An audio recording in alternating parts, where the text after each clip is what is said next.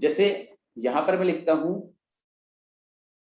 CO2, अभी कोई answer नहीं देगा, बताओ उसका क्या मतलब होता है,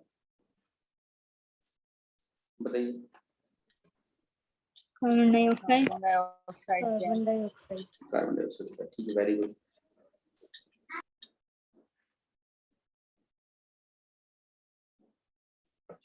अब यहां पे लिख दिया मैंने Fe, बताओ इसका क्या मतलब होता है। आयरन। ठीक है, वेरी गुड। अब मैंने लिख दिया आपका NSS, बताओ इसका क्या मतलब होता है।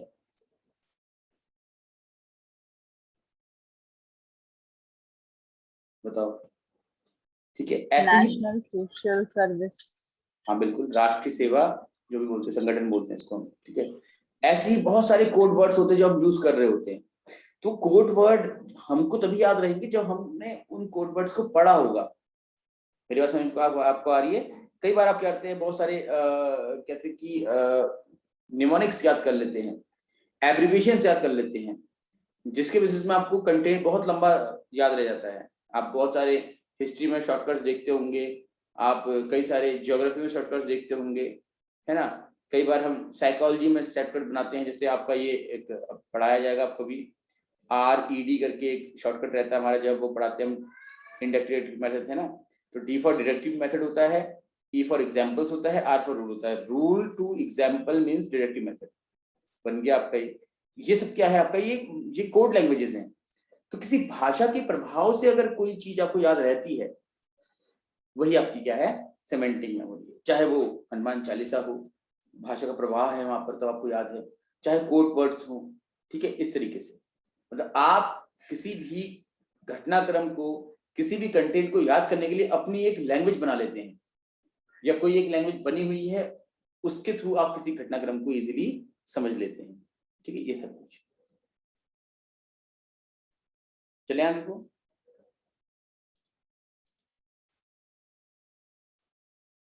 इसके बाद आपकी आती है फोटोग्राफिक मेमोरी, चारित्रिक स्मृति, ठीक है।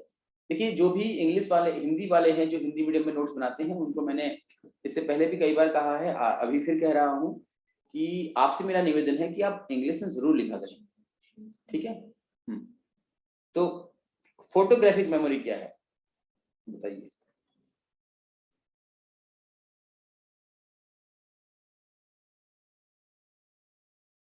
जब आपको कोई भी घटना या कोई भी चीज चित्र के माध्यम से याद रहती है, आपके माइंड में, आपकी मेमोरी में एक इमेज के रूप में बन जाता है, तो उसको हम बोलते हैं फोटोग्राफिक मेमोरी। अगर आपसे मैं कहूं थोड़ी देर के लिए नैनीताल, नैनीताल कहते ही क्या याद आएगा आपको, ये ताल है, ताल के बगल में ये मॉल रोड है, ये ठंडी सड़क है आपका, इधर पे नैना देवी मंदिर है, यहाँ पर आपका गुरुद्वारा है, इधर मस्जिद है, इधर आपका चर्च है, ये तो होगा ना, कुछ पिक्चर टाइप की बनी रहेगी आपके माइंड में, है ना, ठीक है। ये है आपकी क्या, फोटोग्राफिक मेमोरी। जब कोई इवेंट, जब कोई भी कंटेंट आपको पिक्चर की फॉर्म में आपको याद रहता है, तो उसको हम फोटोग्राफिक मेमोरी कहते हैं। अगर आपसे कहा जाए क्रिकेट, क्या होगा, आपको एक मैदान याद रहेगा, उसके बीच में पिच होती है, यहाँ पर आपके विकेट्स लगे होते हैं, बॉलर बॉलिंग कर रहा है, बैट्समैन बैटिंग कर रहा है, ये सब कुछ बिल्कुल आपको याद है ना, ठीक है, समझ में आ रहा है आपको। किसी से कहा जाए ताजमहल, किसी से कहा जाए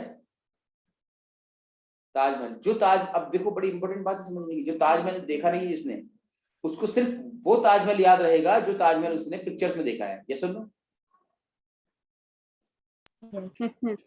लेकिन कोई इंसान जो ताजमहल गया है, खुद जाकर के देखा है, तो उसको ये पिक्चर याद नहीं रहेगी, क्योंकि ऐसी पिक्चर नहीं दिखेगी उसको फिर वहां वो ओरिजिनल जो नदी थी, जो उसके बगल में गार्डन्स थे, जो ताजमहल है, जो वहां की चौड़ी सड़क है, टूरिस्ट है, वो सब कुछ उसके मेमोरी में पिक्चर की फॉर्म में बसा रहेगा। जी सर। इसे बोलते हैं हम फोटोग्राफिक मेमोरी। जो चीज हमको पिक्चर की फॉर्म में याद रह जाती है, तो वो फोटोग्राफिक मेमोरी बन जाती है, ठीक है।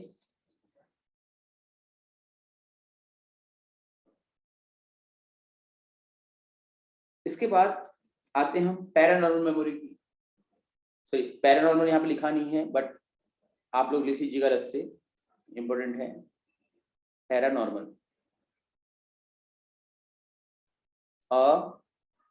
असामान्य, ठीक है, लिखिएगा इसके बारे में आप।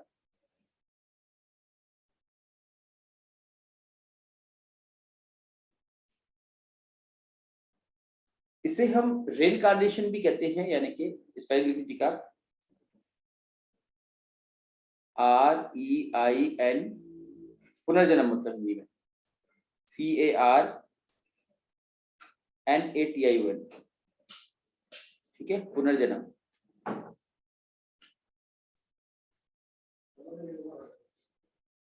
पुनर्जन्म, ठीक है। जब आपको सुनने में आता है कि कोई बच्चा पैदा हुआ, उसको अपने पुराने जीवन की कुछ बातें याद हैं अच्छे से, ठीक है, वो रिकॉल कर पा रहा है, तो ऐसी मेमोरी जो होती है वो पैरानॉर्मल मेमोरी कहलाती है, क्योंकि असामान्य बातें हैं ये सारी, ठीक है ना, समझ में आ रहा है।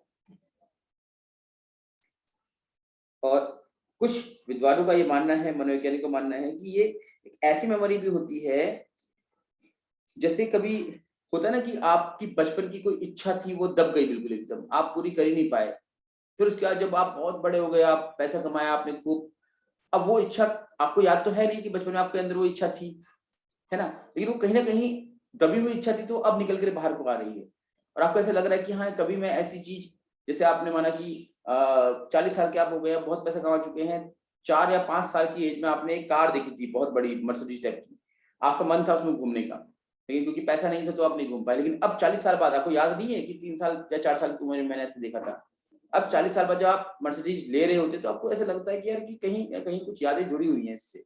ये भी पैरानॉर्मल मेमोरी होती है, जो आपकी बहुत पुरानी दबी हुई जो इच्छाएं होती हैं, उसको यादों के रूप में आप कभी भविष्य में देख पाते हैं, बहुत लंबे समय बाद, तो लेकिन आपको याद नहीं होनी चाहिए होता। कभी कभार क्या होता है, जो कोमा में चले जाते हैं, कोमा में जाने के बाद क्या होता है, आपने देखा होगा कि उनको आधी बातें याद रहती हैं, आधी नहीं याद रहती हैं, तो धीरे धीरे उनको बातें याद आ रही होती, तो वो भी पैरानॉर्मल मेमोरी के अंदर आ सकती हैं, ऐसा मतलब साइकोलॉजिस्ट का मानना है, ठीक है। इसके बाद आपकी है रोट मेमोरी, ये तो बहुत इजी है, ये तो उनके टर्म से याद लेंगे कि रोट मेमोरी है आपकी रटन, जिसमें आप रट लेते हैं चीजों को। लॉजिकल मेमोरी है जिसमें आप तार्किक रूप से, ठीक है, कॉज एंड इफेक्ट रिलेशनशिप को लगा करके याद करते हैं। पैसिव मेमोरी है, ठीक है, कि आप याद करने का प्रयास नहीं करते बट आपको याद रह जाती है। ऐसे कोई एग्जाम्पल दे सकते हो आप लोग पैसिव मेमोरी का? देखो रोड मेमोरी कि आप कोई टाइप्स ऑफ मेमोरी पढ़ा रहा हूं मैं, आपको समझ में नहीं आया, आपने रट दिए, ठीक है, आपसे पूछा टाइप्स ऑफ मेमोरी बताओ, आपने बताया फोटोग्राफिक है, रोड है, लॉजिकल है, पैसिव है, सेंसरी है, शॉर्ट टर्म है, लॉन्ग टर्म है, रट दिया आपने। आपसे पूछूंगा मैं रोड मेमोरी क्या होती है या रोड और लॉजिकल में क्या डिफरेंस, आप नहीं बता पाओगे। रटा है रोड मेमोरी हो गई। लॉजिकल आपने डिफरेंसेस समझते हुए उसको पढ़ा है तो लॉजिकल कहलाएगी आपकी वो, ठीक है। पैसिव क्या होती है बताओ, पैसिव मेमोरी क्या होती है बताइए, सोचिए। सर पैसिव मींस जो हमारे दिमाग में तो है लेकिन अब हमें याद नहीं है, लेकिन कोई घटना ऐसी घटती है तो हमें याद आ जाता है कि ऐसा कभी हुआ था, ठीक है, या फिर वो चीज कभी हुई थी। हाँ, ऐसी मेमोरीज भी आपकी जो है वो पैसिव मेमोरी कहलाती हैं।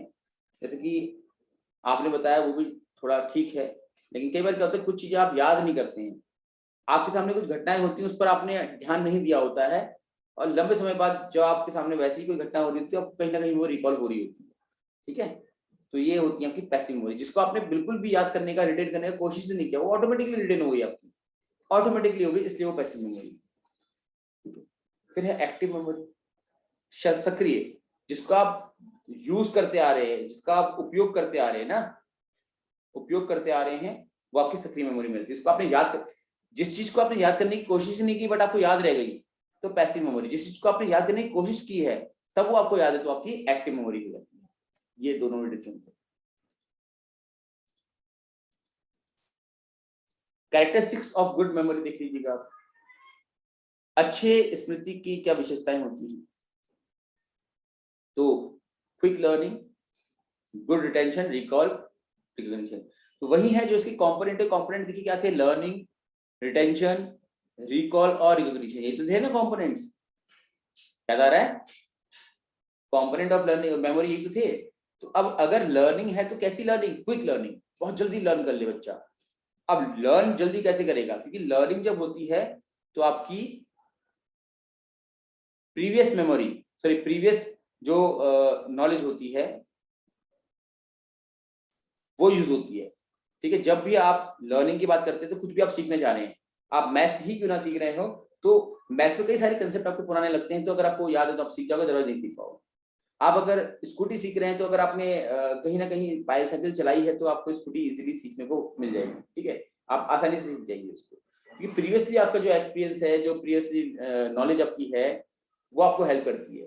तो इट मीन्स क्या है, आप प्रीवियस नॉलेज को जल्दी रिकॉल कर पा रहे हैं, तभी तो आप यहाँ लर्निंग कर पा रहे हैं। तो क्विक लर्निंग, रिटेंशन, लंबे समय तक याद रख पाना, गुड रिटेंशन, जल्दी रिकॉल कर लेना, और जल्दी और बिल्कुल सही रूप में पहचान कर लेना।